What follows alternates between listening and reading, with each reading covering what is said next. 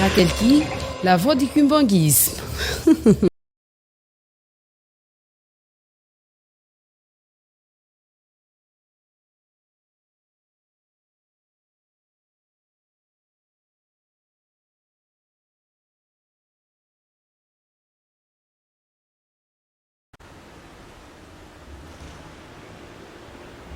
Indépendance, tcha-tcha, tozumiye.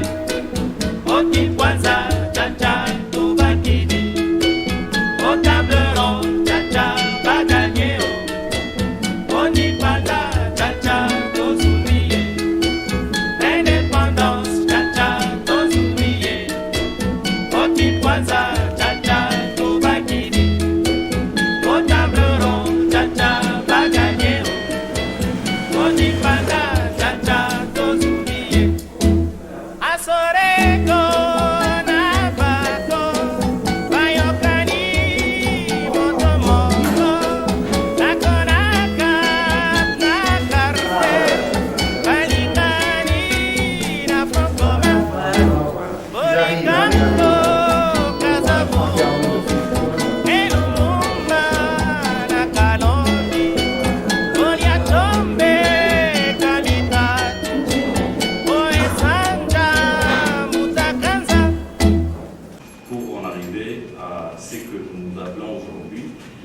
Des avancées diplomatiques et pour arriver justement à poser des bases d'une paix durable, d'une paix qui permettra à la République démocratique du Congo d'utiliser son potentiel économique à l'est du Congo.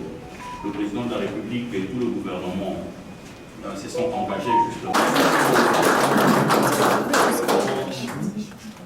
André est là, il n'est pas là. Monsieur là. Il est là, d'accord. Alors, puisque c'est le 5e anniversaire de l'indépendance de la RDC, nous avons pensé que voilà, certains témoignages pouvaient être faits, des témoignages qui impliquent justement, ou qui nous démontrent qu'il y a eu des forces qui ont concouru pour en arriver à l'indépendance au Congo-Kinshasa. Et donc, parmi les acteurs et les personnages qui ont concouru à l'œuvre de l'indépendance, il y a eu justement, j'allais dire, des pionniers qui ont tracé le chemin, qui ont donné un élan pour la résistance et pour justement la revendication des droits qui sont justement des droits propres au peuple congolais. Et donc pour ce faire, je demanderai au pasteur André, qui est le représentant de l'église kimbanguiste ici à Anvers, de nous faire un témoignage de justement l'implication de Papa Simon Kimbangu dans ce processus de la résistance et de j'allais dire, dans la mise en place de ces bases pour qu'on arrive à l'indépendance. Le pasteur André, vous avez la parole. Merci. Excellence, Monsieur le Conseil général, et distingués invités à vos titres et devant tout protocole reconnu et à toute l'Assemblée ici réunie. Cela est un honneur pour nous de prendre la parole en ce moment précis et dire les témoignages que nous allons dire de Papa Simon Kimbangu. Et d'abord, dès l'entrée dans le témoignage, je rends hommage à Papa Simon Kimbangu Kiangani, l'actuel Simon Kimbangu, qui est le petit-fils de Papa Simon Kimbangu, martyr de 1921, et l'actuel représentant légal, chef spirituel de l'église kimbanguiste. Papa Simon Kimbangu, je crois que plusieurs personnes, vous connaissez déjà ses noms. Il a prêché la parole de Dieu et il est à Paris, il s'est manifesté dans son village natal en Kamba, que nous appelons aujourd'hui la Nouvelle Jérusalem. Ce n'est pas nous, mais c'est lui-même. Il a désigné ainsi le jour où il a commencé son ministère. Alors il dira que Kamba, dorénavant, devient la Nouvelle Jérusalem. En soi, il a prêché la parole de Dieu et de la Bible, il a prêché l'amour du prochain. Il a prêché le respect aux commandements de Dieu et aux lois. Et il a prêché aussi le fait que nous ne pourrons pas nous développer, nous épanouir sans recourir au travail. Donc ce sont les 3 valeurs qui résument son enseignement: l'amour, les commandements et le travail. Et il a fait aussi beaucoup de prophéties, parce que le temps où il est apparu, c'était un temps où nous étions dans la nuit de la colonisation. Les temps et les circonstances étaient tels que ce n'était pas donné, notamment à un colonisé à l'époque, de tenir des propos qu'il était en train d'enseigner. Mais parmi les prophéties qu'il a dites, je ne vais pas tout reprendre ici, il y a une grande prophétie qu'il avait prononcée. Il avait dit: au temps fixé par Dieu, l'homme noir deviendra blanc et l'homme blanc deviendra noir. Alors, quand il était arrêté, comparé devant les instances qui l'ont jugé, il a été questionné pour expliquer un peu qu'est-ce qu'il voulait dire par là. Mais il a dit: écoutez, au temps fixé par Dieu, c'est que nous ici, nous allons nous diriger nous-mêmes. Nous serons libres dans les temps à venir. Le Congo sera libre et toute l'Afrique. Et à ce temps-là, nous dirigerons nous-mêmes. Nous prendrons aussi des décisions chez nous. Ces décisions seront aussi respectées aussi par les étrangers et la peau blanche qui sont aussi ici. Et il avait prôné une société qu'il est en train de visionner où tout le monde, blancs et noirs, tout le monde serait libre et sur le même pied d'égalité. Une société où il y aura l'égalité, où les gens vivraient dans l'amour. Il a écopé 30 ans de prison, emprisonné à Lubumbashi, au Katanga à l'époque. Donc il fera 30 ans de prison, c'est le plus vieux prisonnier de liberté. Et il va mourir le 12 octobre 1951. Mais avant de mourir, il a dit beaucoup de prophéties. Notamment, tel qu'il est allé jusqu'au Katanga, il avait demandé à son fils cadet de ramener son corps dans son village natal lorsqu'il se sera reposé, prenant la référence de ce qui s'est passé chez les enfants d'Israël avec Joseph. Et c'est ce qui fut réalisé. Son corps a été ramené après son décès. Il est arrivé en Kamba le 3 avril 1960. Et en soi, la trajectoire qu'il avait prise, la réalité est qu'il avait ficelé le Congo. Pour dire que le Congo, malgré le nombre de provinces qui composent le Congo, mais il a ficelé le Congo, il est passé par toutes les provinces qui composent le Congo. Ce qui fait qu'aux temps actuels, avec la guerre que nous avons à l'Est, le Congo qui est toujours en proie avec toutes ces violences, mais nous avons la conviction, nous le savons, tel qu'il avait promis que le Congo se développera, que le Congo ne sera jamais démembré. Il va rester uni, malgré tout ce qui se passe. Donc il y aura des circonstances et la main de Dieu, telle que le Congo était libéré, qui continuera à se manifester. Et vous savez, quand nous lisons la Bible, dans les livres de Jérémie, chapitre 28, du verset 8 à 9, nous verrons qu'au temps où il y avait le roi Sédécia, qui était le roi de Juda, qui a régné de l'an 597 à 586 avant Jésus-Christ. Il y avait un prophète, Hanania, qui était à Paris et qui avait prophétisé la libération d'Israël de la captivité babylonienne. Et alors Jérémie dira ceci à Hanania. Il dira: écoutez, tous les prophètes qui sont à Paris avant toi et moi ont prophétisé vis-à-vis des grands États, vis-à-vis des seigneurs de guerre. Ils ont prophétisé les malheurs et la peste. Mais un prophète qui fait la prophétie de la paix, et si cela s'accomplit, c'est par l'accomplissement de ce qu'il prophétise qui sera reconnu comme véritablement envoyé de l'Éternel. Et Papa Simon Kimbangu avait prophétisé que le Congo sera indépendant, l'homme noir deviendra blanc, le blanc deviendra noir. Cette prophétie se réalise aujourd'hui chez nous. Quand nous voyons aujourd'hui, nous avons un concile général de la République démocratique du Congo, dans le royaume de Belgique, à Anvers. Quand nous voyons aujourd'hui que nous avons le président de la République congolais, quand nous voyons aujourd'hui tous les rôles que les Africains jouent, c'est-à-dire la prophétie de Papa Simon Kimbangu, elle s'est réalisée et elle continue à s'accomplir. Donc dès lors, nous disons que Papa Simon Kimbangu, conformément à ce qu'avait dit le prophète Jérémie, c'est quelqu'un qui doit être reconnu en tant que tel comme un envoyé de Dieu authentique. Parce que ce qu'il a dit s'accomplit. Et en 1960, le 30 juin, quand nous avons eu l'indépendance, c'était un peu phénoménal de voir qu'en 1960, nous avons eu 17 États africains qui ont accédé à l'indépendance. Le plus grand nombre d'États qui ont accédé à l'indépendance au cours d'une même année, c'était en 1960.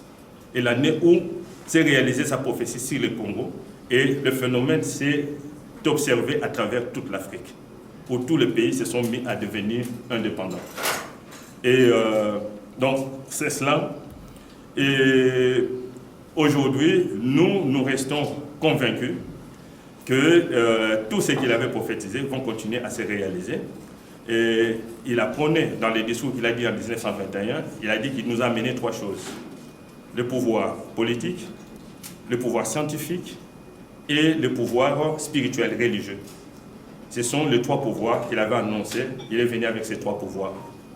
Et il avait annoncé que de l'Afrique partira la paix. Donc la paix du monde entier partira de l'Afrique.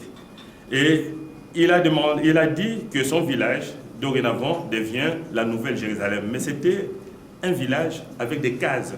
Aujourd'hui, quand vous regardez la Nouvelle Jérusalem, Nkamba, il y a des grands édifices, il y a des constructions, tout ce qui se réalise là. Nous avons la ville sainte. Après l'ancienne Jérusalem, la Nouvelle Jérusalem, c'est Nkamba.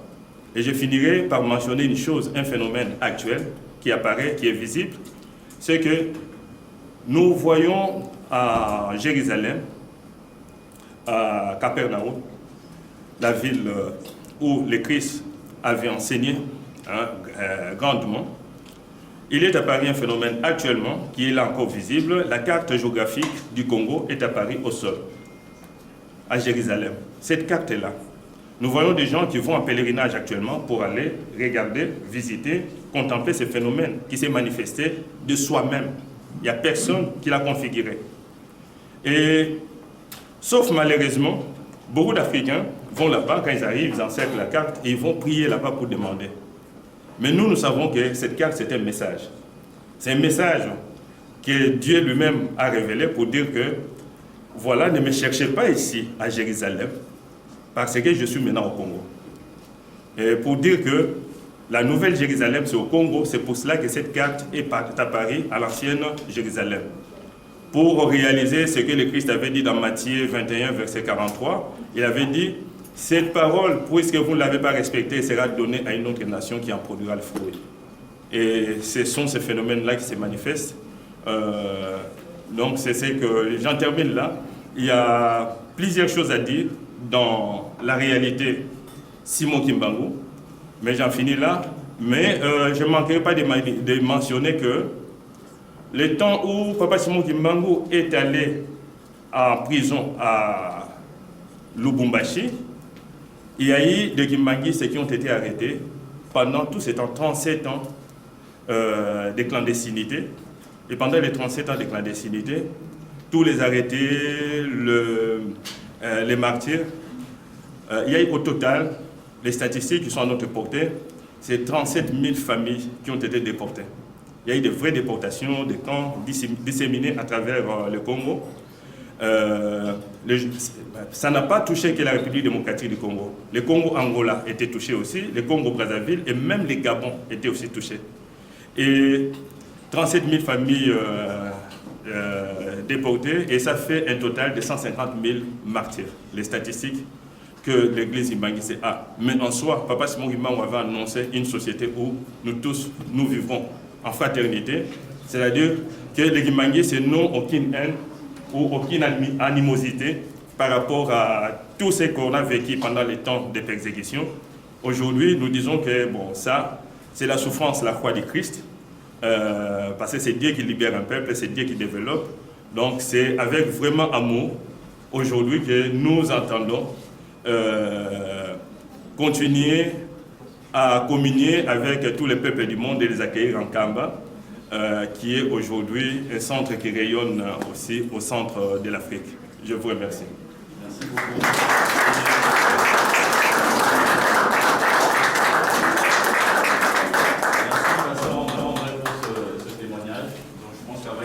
Avec ce témoignage qui vient d'être fait, nous ouvrons, j'allais dire, la soirée. Donc, sentez-vous chez vous. Vous êtes en RDC. La RDC est reconnue ou est connue par, ou grâce à sa capacité de toujours accueillir un État très hospitalier. Et donc, profitons de ce moment, célébrons ensemble ce 65e anniversaire de notre indépendance. Allez. Santé. Indépendance, cha-cha, tozumiye. Okikwanza, cha-cha, tubakini. Otableron, cha-cha, baganyeo. Onikwanza, cha-cha, tozumiye. Indépendance, cha-cha, tozumiye. Okikwanza, cha-cha, tubakini. Otableron, cha-cha, baganyeo. Onipanda, cha-cha, tozumiye.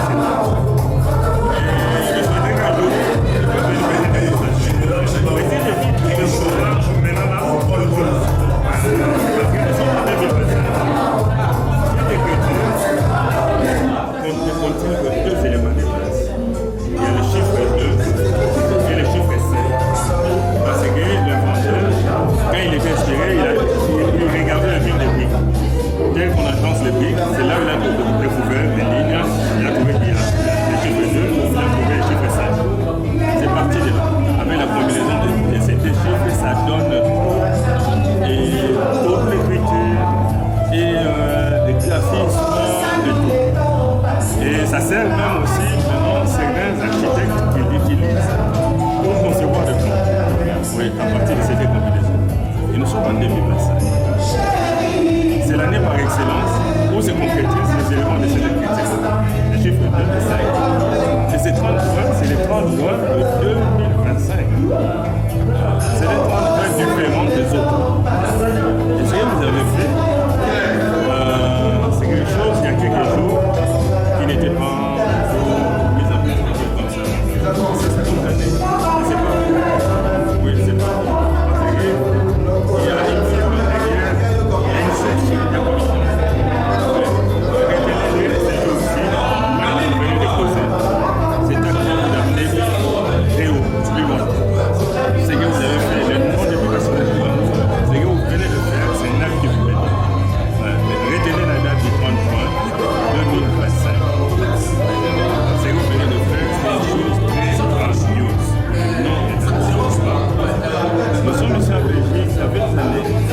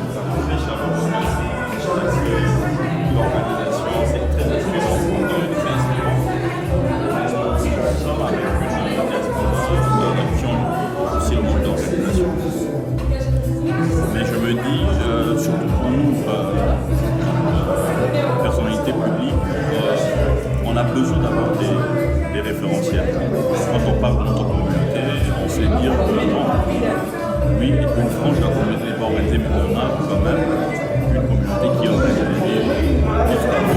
C'est un peu le point de modèle. Pour dire non, il y a une communauté qui est organisée, une communauté qui fait les choses. Et ça, nous, on sait accepter. Ça nous permet d'avoir quand même, j'allais dire, des références. Parce qu'avec les partenaires, on s'échange des expériences. Je sais que ça se passe comment la diaspora est organisée, comment la communauté est organisée. Ça dérange un peu si on parlait négativement. Ça dérange lui au moins dans une interpellation. Mais il y a aussi de mettre en évidence qui sont bien organisés. On a toujours parlé d'organisation, de discipline, et pour nous, ça nous permet de nous appuyer quand même. Également passer le message aussi. Et ça, c'est important. C'est l'image justement du pays, mais de toute l'Afrique qui est rénovée à travers justement le travail qui est fait. Et je déménage donc un effort pour justement organiser des activités ensemble. Quand il y a des activités organisées ensemble, voilà, il n'y aura pas de souci. Pour l'écriture, la promotion de l'écriture, voilà. Je pense qu'on peut s'organiser, justement. Il faut commencer d'abord avec les diplomates. Même avec tout mon personnel. On organise une journée, vous venez, on va pas prendre tout votre temps, c'est pendant 2 heures, vous parlez de ça. Il y a des questions qui sont comme ça, nous-mêmes nous en imprégnons et nous pouvons savoir comment nous rendre cela. Parce que si nous-mêmes on ne sait pas s'en imprégner, donc on va essayer de voir, on va inscrire ça dans la jeune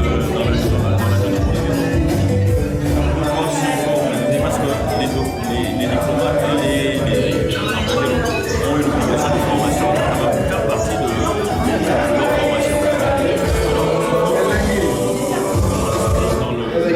direction,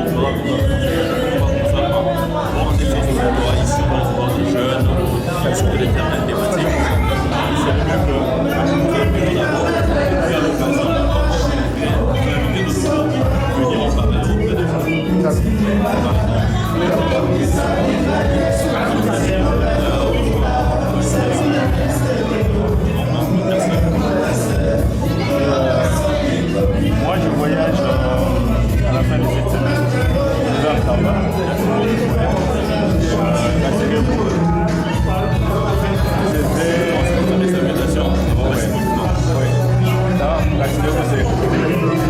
C'est arrivé. Je sais que les renseignements généraux, amis proches,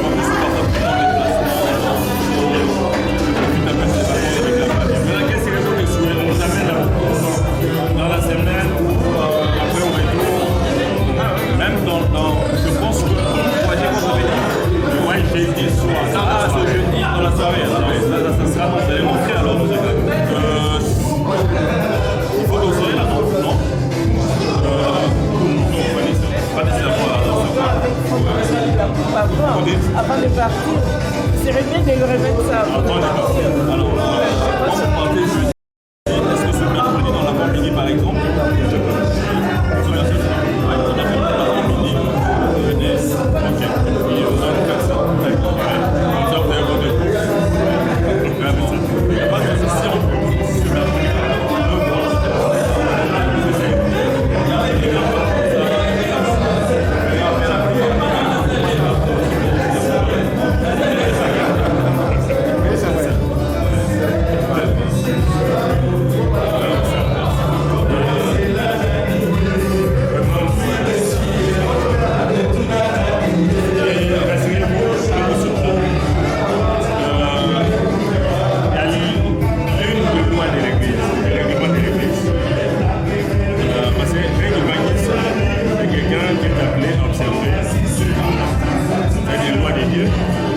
mais les lois aussi qui régissent la société.